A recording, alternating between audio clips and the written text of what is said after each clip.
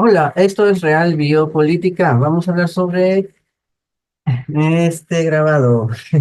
Este grabado, ¿quién lo hizo? Lo hizo un miembro de la oligarquía peruana de la época de los años 1700.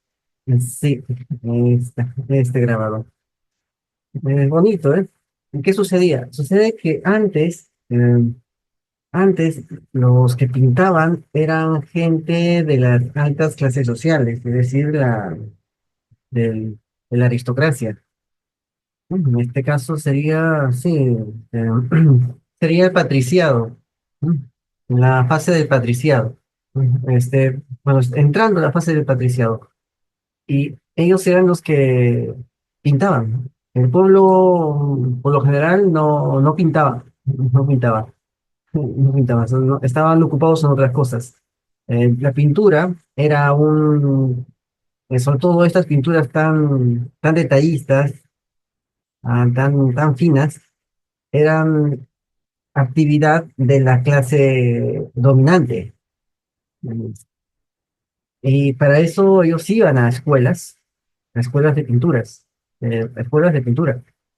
Y no solamente era eso, era simplemente, era además de ir a las escuelas de pintura, a las escuelas de bellas artes, porque aquí en Perú no hubo escuela de bellas artes hasta muy posteriormente.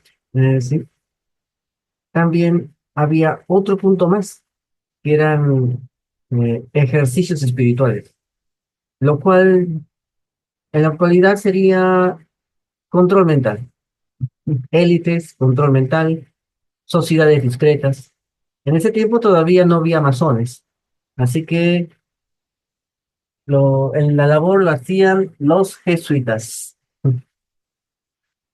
Este grabado lo puedes ver acá, es María Magdalena entrando al sepulcro, al Santo Sepulcro, y,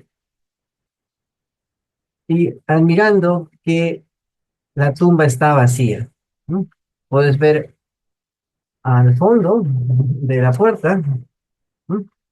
Ahí está, al fondo de la puerta puedes ver la cruz, ¿no? Que es la cruz del Gólgota, ¿no?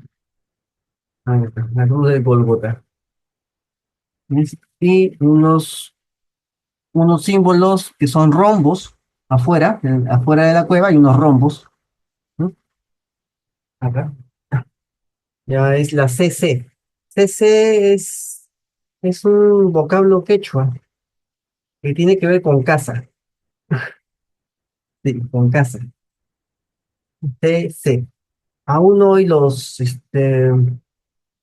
las comunidades, las personas de las comunidades de la zona de Apurímac usan gorros con ese símbolo, con el doble rombo. Aún el día de hoy usan eso. Una vez vinieron acá, estaban haciendo una manifestación por, por temas sociales de su comunidad y sus gorros, que son como casquitos simples, sencillos, eh, esos gorros, esos casquitos tenían bordados tenían bordados un doble rombo. Sí, porque casi todos sus pueblos, sus aldeas comienzan con la palabra, con una palabra que empieza con CC, con el doble C. Sí, bueno, algo querrá decir eso cuando colocó este rombo acá. Bueno, y acá puedes ver a María Magdalena con un bálsamo, son bálsamos para los muertos.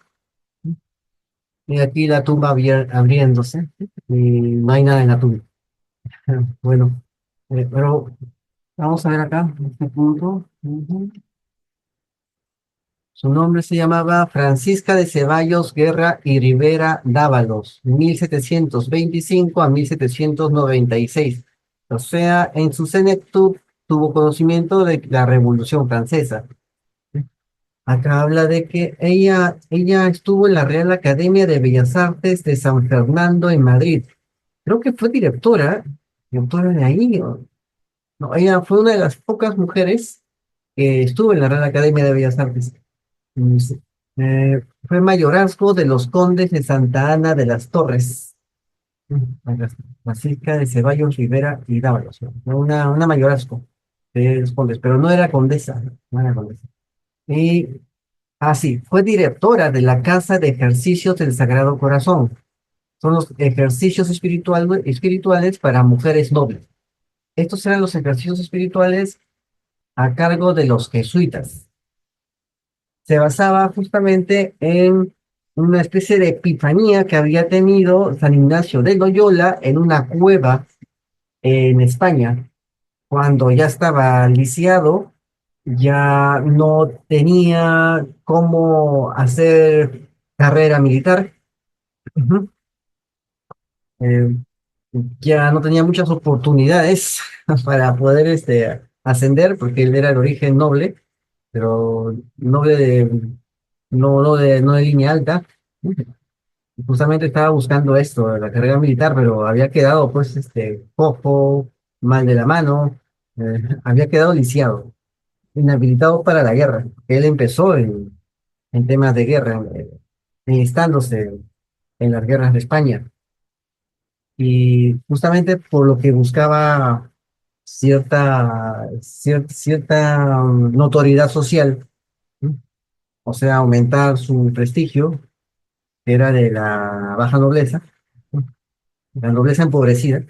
Justamente por eso, por lo que buscaba aumentar su prestigio, es que se aventura mucho, se adelanta mucho en las empresas militares y producto de esa inexperiencia y también de, de esa irreflexibilidad en lo bélico, termina lisiado. Termina lisiado y ya no puede seguir en esa carrera de armas. Ya no le queda nada. Así que tiene una solución. ¿Cuál es su solución? Ahí está. La solución de San Ignacio de Loyola es crear su culto. Crear una secta, pero no puedes crear una secta más allá de la católica. Tiene que crear una subdivisión en la Iglesia Católica. Una pequeña subdivisión al servicio de la Iglesia Católica. ¿No? Es lo que pasa también muchas veces aquí, solamente que acá hay más lasitud, hay más lasitud. A alguien no le va bien económicamente, no le va bien socialmente y abre un templo y se vuelve pastor, ¿no? Sí, en ese tiempo no podías hacer eso porque había solamente una iglesia, ¿no? No podías ser hereje. Si hacías eso, te volvías un hereje y te iba a ir muy mal. Así que él no podía hacer eso, San Ignacio de Loyola. No podía hacer eso, todavía no era santo. Eh, Así que optó por crear una orden religiosa. Así, eso, crear una orden religiosa, ¿no? Y ofrecerse para la contrarreforma. Esa fue su solución para poder conseguir algo de ascenso social, que no lo tenía y había perdido ya parte de la movilidad de su cuerpo. Entonces, prácticamente es algo muy parecido a lo que pasa ahora, ¿no? Solamente que a él le resultó bastante bien. Y fundó toda una orden, hubo avances, reveses, pero los resultados los tenemos hoy día. ¿Y qué sucede? Él se dedica, como lo, como lo hizo el Opus Dei unos siglos después, se dedica a la educación, pero no la educación a lo bosco, que es la educación de los pobres, no, se dedica a la educación de los ricos. Y para eso diseña sus ejercicios espirituales, que según él, alguna entidad se la dio en una cueva. Fue iluminado cuando se encerró en una cueva. Vemos que las cuevas son centros de parasitación. Entonces, ahí va a la cueva y es iluminado. Es iluminado y crea, y elabora, desarrolla los ejercicios espirituales. Entonces, cuando crea su congregación, crea centros de ejercicios espirituales, que no son otra cosa que centros de lavado y control mental. Pero él lo diseña para los nobles, para la gente rica, para la aristocracia. Por el que lo entendemos, el papado, sus sociedades discretas, la aristocracia. ¿Ves? La aristocracia es controlada por medio de estos ejercicios espirituales de estas sociedades discretas, que en ese tiempo serían pues los jesuitas. que ahora tienen el control del Vaticano y están yendo en contra de los principios católicos, tomando el control del Vaticano.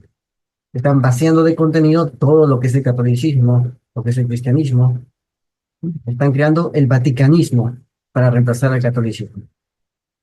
Son los mismos jesuitas. Y pronto va a aparecer en Real Biopolítica un video sobre este tema de los jesuitas. Un video corto que acaba de salir en la red, que es necesario que ustedes también lo escuchen sobre ese tema jesuita y los escándalos jesuitas. ¿No? Va a salir. Va a salir. Si, si Dios quiere también, saber cómo son las cosas últimamente. Pero va a salir. Entonces tenemos esto, tenemos ¿dónde está? Aquí tenemos, vamos a ver acá, vamos acá, aquí está, Josefa de Ceballos, ya, de Ceballos y de los Guerra. Justamente tiene que ver con los condes de Santa Ana. ¿Quiénes son ellos? Son los descendientes de Nicolás de Rivera el Viejo, el primer alcalde de Lima. De Nicolás de Rivera el Viejo descienden varios miembros de la actual oligarquía peruana. Es la actual oligarquía peruana que maneja muchos recursos, muchas empresas, muchas corporaciones aquí en Perú. Provienen de Nicolás de Rivera el Viejo. Es la misma oligarquía, solamente que cambian de nombre, cambian de apellido, y así. Es lo mismo. Ya estamos viendo, ¿no? Oligarquía, control mental, sociedades discretas. El patrón se repite. Acá está, es Nicolás de Rivera el Viejo. ¿Mm? Ahí está. Pasó a formar parte de los 13 de la fama, es decir, los 13 del gallo. Ahí está, de ahí viene la oligarquía. Acá dice, casó con Elvira Dávalos Solier, la hija del conquistador García de Solier y Gómez de San Clemente, gobernador de Santo Domingo. Aparte, ella tenía otra hermana, y esa hermana también da origen a otro grupo de oligarcas, que están emparentados también con estos. Sí, sí, o sea, son linajes que aparecen, son líneas de sangre. Y la mujer fundó un mayorazgo en la persona de su hijo. ¿Por qué? Porque el poder es la mujer la que transfiere el estatus, sobre todo en los criptos. Y muchos de ellos eran criptos, no sabemos hasta ahora cuántos, pero había. Es la mujer la que da el testamento y la que funda el mayorazgo. No es el mayor, no es el padre, es la mujer. No, son criptos. Aquí está. Juan Dávalos de Rivera, encomendero, poeta y alcalde de Lima. Acá habla de y nos habla de los mayorazgos. No son los mayorazgos. Y ya en el año 1700 los nombran condes. Conde de Santana en las Torres. Los Santana de las Torres, en 1684. Ahí los nombran condes. Y ellos vienen desde 1520 y tantos, 1520. Ahí está, en 1600 a su tataranieto lo nombran conde. Y ahí vienen los condes de Santana de las Torres. Y justamente de esta línea de acá, aquí está. Este Juan José de Ceballos Rivera y Dávalos es el hermano de la señora que hace las pinturas, los retratos, los óleos, los dibujos, estos dibujos. Es su hermano. Aquí está, Caballero de Calatrava, ¿no? De la Orden de Calatrava. Aquí está. Ujú. Mayordomo de semana, mayordomo de semana. Una clase palaciega de la Real Casa y Patrimonio de la Corona de España, en la que se atribuía la función de acompañar al rey en todo momento. Parece que es algo honorífico porque él estaba acá, no estaba con el rey. Es algo honorífico. Acá dice mayordomo de semana de Fernando VI y Carlos III. Mayordomo de semana. O sea, era el acompañante del rey. Ah, ya. De repente estuvo también ahí. Bueno, entonces este era el hermano. Y sus padres de ella eran, acá está. Su madre fue la segunda condesa. Acá habla de esto, ¿no? Contrajo matrimonio 3 veces. Acá está, casó. por tercera vez con José Damián de Ceballos, Guerra y Muñoz. Él es el papá de Doña Francisca. Doña Francisca. Magistrado y funcionario colonial español. Establecido en el Virreinato del Perú, ejerció altos cargos judiciales y administrativos y fue conde consorte de Santana de las Torres. O sea, ahí podemos ver esto, ¿no? Podemos ver cómo es que habían estas líneas de sucesión y cómo había control, había control mental, había ejercicios espirituales.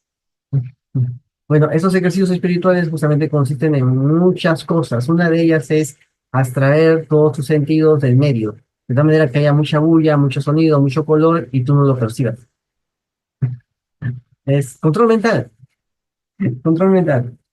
Bueno, entonces ya vemos cómo esto surgía desde hace mucho tiempo atrás y es muy probable que siga existiendo el día de hoy. Sí, es muy, pero muy probable. Así que ya sabes, suscríbete, comenta y comparte, hazlo viral y no te olvides. La verdad está a la vista. Saludos.